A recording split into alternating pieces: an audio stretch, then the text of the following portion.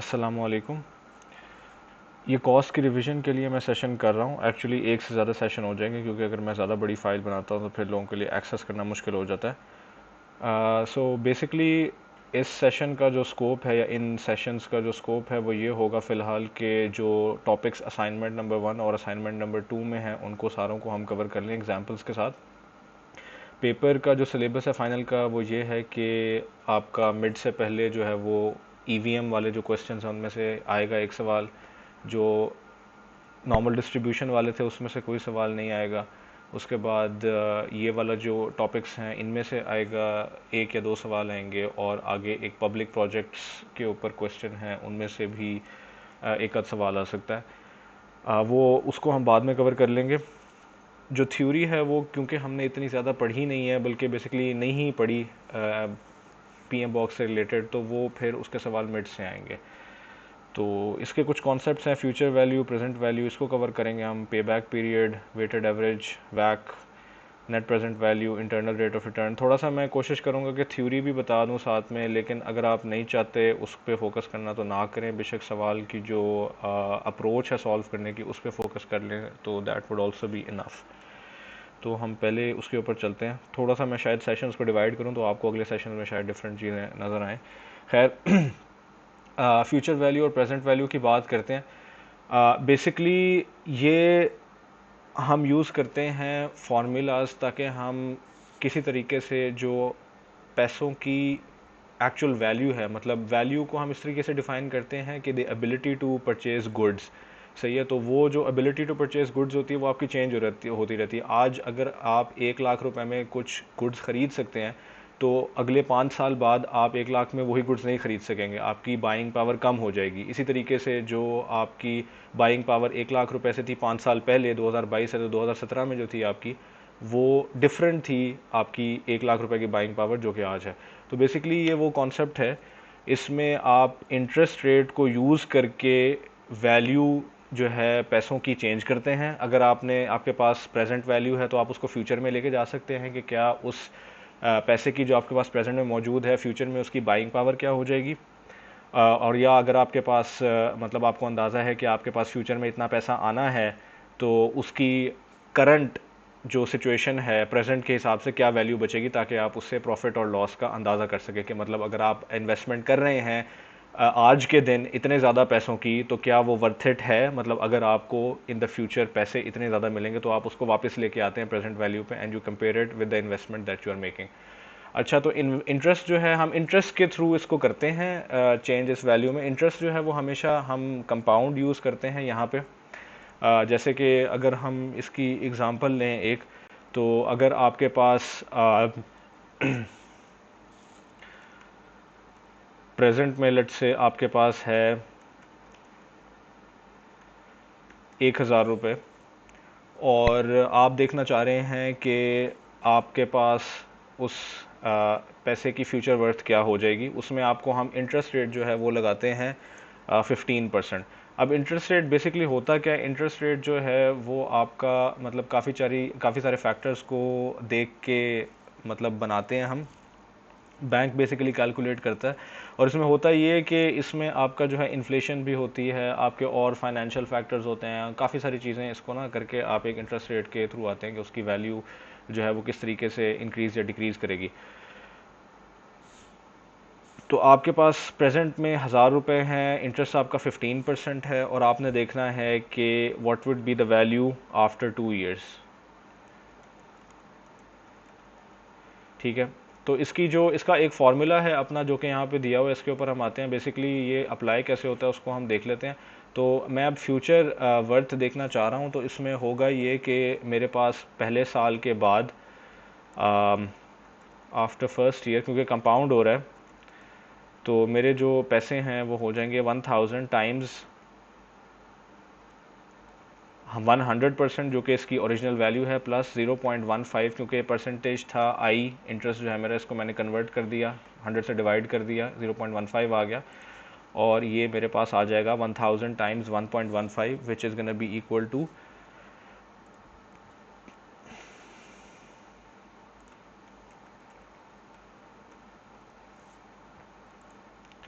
1150। ठीक है। इसके बाद फिर अब मैं आफ्टर सेकेंड ईयर देखता हूँ, क्योंकि ये कंपाउंड इंटरेस्ट है, तो कंपाउंड इंटरेस्ट की बेसिकली जो लॉजिक होती है वो ये होती है कि वो आपकी हर साल जितनी अमाउंट एक्यूमुलेट हो जाती है उसके ऊपर अप्लाई होता है। सिंपल इंटरेस्ट ये होता है कि आपने एक अमाउंट जमा कराई है बैंक में, और अगर बैंक आपको कह रहा है कि मैं आपको 15% इंटरेस्ट दूंगा हर साल, तो वो जो शुरू की प्रिंसिपल अमाउंट है, अगर आपने 1000 रुपये जमा करवाया तो वो 5वें साल 6ठे साल भी 1000 रुपये के ऊपर ही आपको 15% यानी 150 रुपये का इंटरेस्ट देता रहेगा, हमेशा एडअप करेगा। लेकिन कंपाउंड इंटरेस्ट में ये होता है कि आपका हर साल के बाद जो आपकी अमाउंट, जिसको प्रिंसिपल बोलते हैं, at the end of that year, उसके ऊपर फिर दोबारा से एक इंटरेस्ट लगता है जो कि डिफाइंड होता है। जैसे अब इसमें मेरे पास प्रिंसिपल चेंज होके 1150 हो गया है, तो फिर इस पे मैं लगाऊंगा दोबारा वही 0.1 + 0.15 which is going to be equal to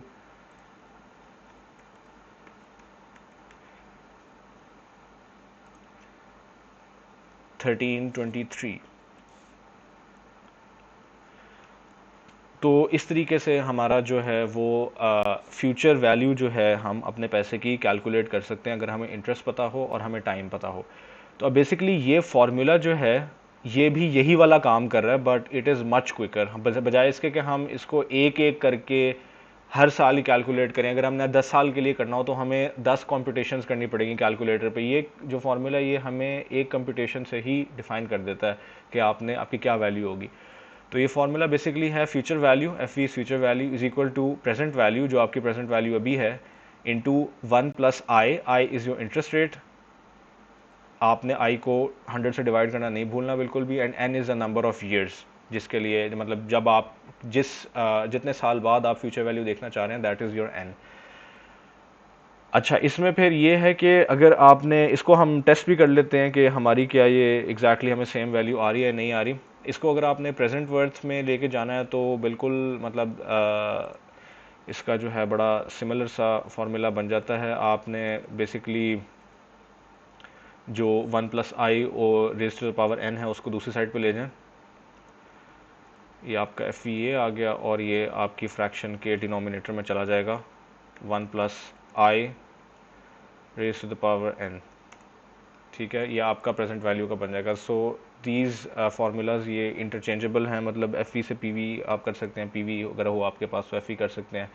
तो इस तरीके से आप कर सकते हैं इसको। अच्छा, अब ये वाला फार्मूला जो है हम यहाँ पे अप्लाई करते हैं और देखते हैं कि क्या मतलब ये हम ठीक कह रहे थे या नहीं ठीक कह रहे थे।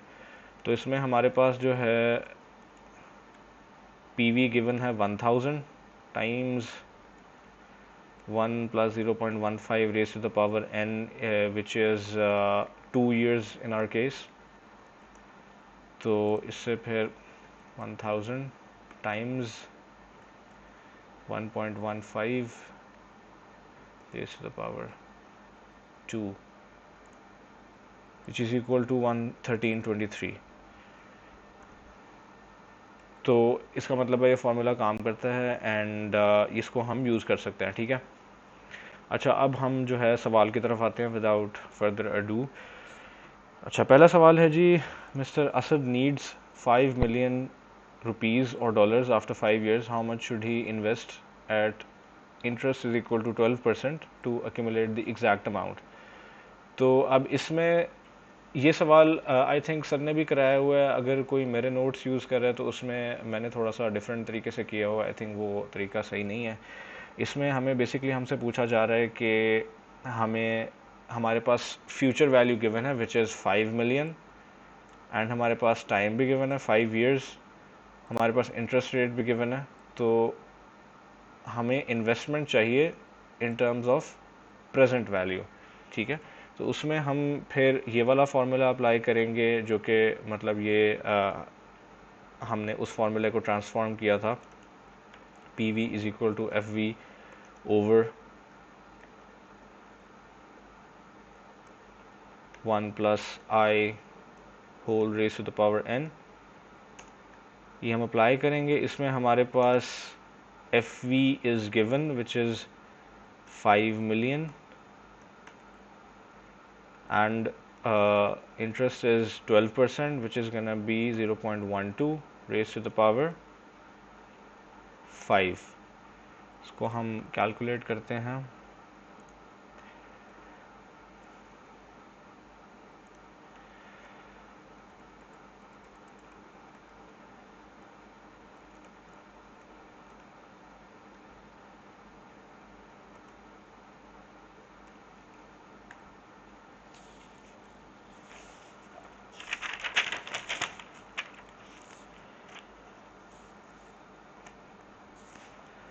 अच्छा, ये हमारे पास आ गया है 2 मिलियन, इसका आंसर जो है 2,837,134 रुपीज़ या डॉलर्स जितने भी होते हैं।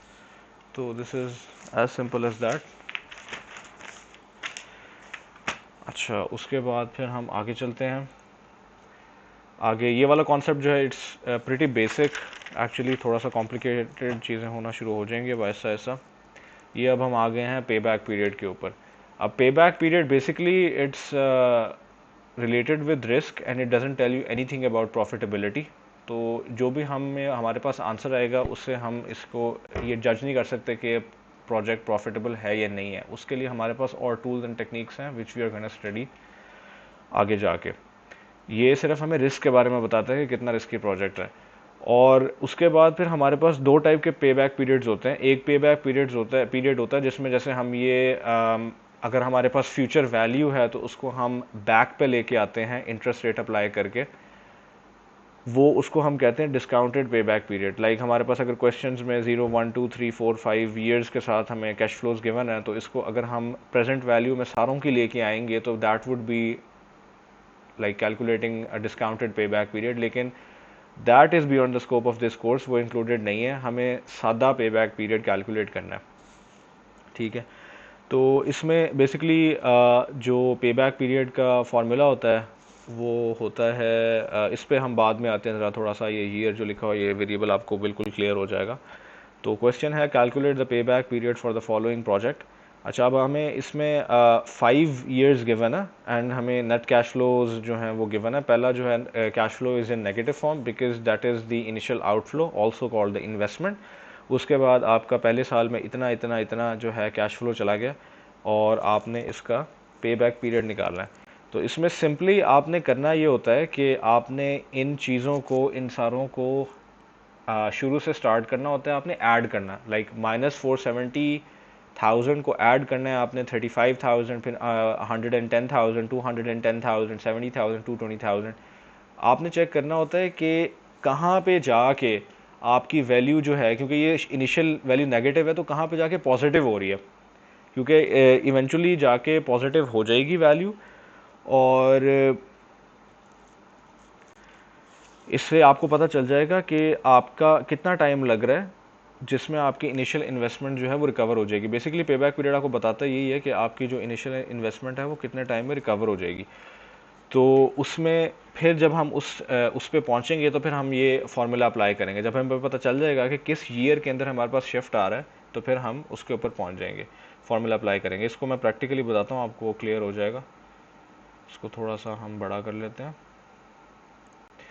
अच्छा, इसमें लाइक -470,000 प्लस 35,000 किया मैंने, ये आ गया -435, ये नेगेटिव है। उसके बाद फिर मैंने किया इसमें नेक्स्ट वैल्यू ऐड, फिर भी नेगेटिव है। फिर मैंने इसमें दूसरी वैल्यू ऐड की, अभी तक नेगेटिव रह रहा है।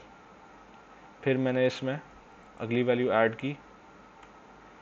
अच्छा, अब आप देखें कि ये जो वैल्यू है ना, बेसिकली ये छोटी रह गई है इस वैल्यू से। मतलब जो ईयर 5 में जो मेरी लास्ट वैल्यू है ये उससे छोटी है। इसमें अगर मैं ऐड करूंगा तो ये पॉजिटिव हो जाएगी, मुझे अंदाज़ा हो गया अभी से ये। लेकिन फिर भी for the sake of performing a check मैं इसको कर लेता हूँ। इसमें मैंने किया तो देखें ये पॉजिटिव हो गई है। अब मुझे वही वाली वैल्यू चाहिए असल में एक्चुअली, तो मैं वापस जाता हूँ उसी वैल्यू पे। मैं इसमें से, क्योंकि मैंने 220,000 ऐड किया, 220,000 ऐड किया, तो मैं इसमें 220,000 माइनस करूँ ताकि मेरे पास वही वाली वैल्यू आ जाए। अच्छा, मेरे पास ये वाली वैल्यू आई थी जब मैं यहाँ तक पहुँचा था, राइट, इस पॉइंट तक पहुँचा हूँ मैं ईयर 4 में, तो मेरे पास ये वाली वैल्यू आ गई। अब मुझे ये वाला फॉर्मूला अप्लाई करना है। इसमें ये फॉर्मूला क्या कहता है, पे back period is equal two year किस ईयर पे आप पहुंचे हैं, ये वाला मैं पहुंचा हूं 4th ईयर पे।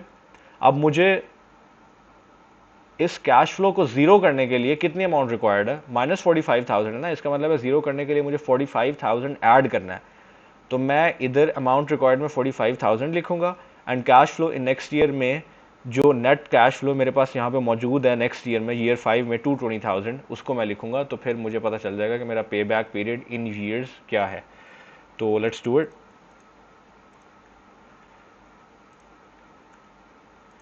ये हमारा फॉर्मूला था, इसमें ईयर हमारा 4 आया था, प्लस अमाउंट रिक्वायर्ड वाज 45,000। इसको अब हम नेगेटिव में नहीं लिखेंगे, इसको हम पॉजिटिव में लिखेंगे, क्योंकि पॉजिटिव अमाउंट हमें चाहिए। कैश फ्लो नेक्स्ट ईयर में है हमारे पास 220,000, तो दिस इज गना गिव अस 4 प्लस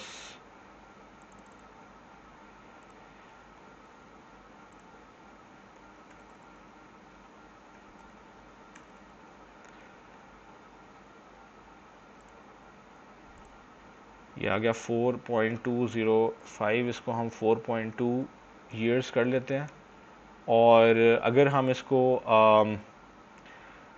कन्वर्ट करना चाहें मंथ्स में, तो this is gonna be 4 years and 0.2 को हम 12 से मल्टीप्लाई करेंगे तो हमारे पास मंथ्स आ जाएंगे।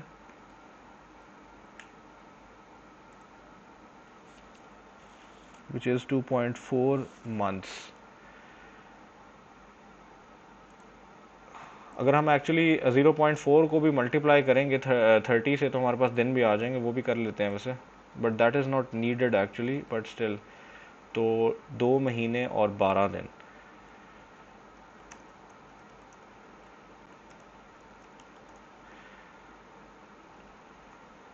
तो बेसिकली ये हमारे पास है 4 years 2 months and 12 days। अगर आप मंथ्स तक कर ले तो that should be enough I think. Like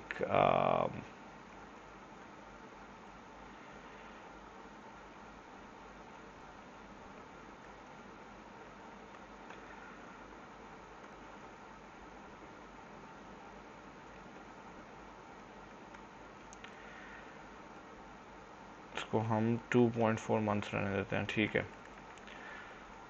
this is also enough. तो ये हमारे पास पे बैक पीरियड आ गया, which is going to tell us कि हमारी इनिशियल इन्वेस्टमेंट कब तक रिकवर्ड हो जाएगी। But this is not adjusted with interest, सही है। तो ये डिस्काउंटेड पे बैक पीरियड नहीं है, this is very very simple. तो हमारे पास जो अगर सवाल है एग्ज़ाम में, तो वो इसी के ऊपर आएगा। तो ये अभी तक इस वीडियो में मैं इन्हीं दोनों को कवर करता हूँ। ये वैक जो है वेटेड एवरेज वाला कॉन्सेप्ट हम नेक्स्ट वीडियो में कवर करेंगे।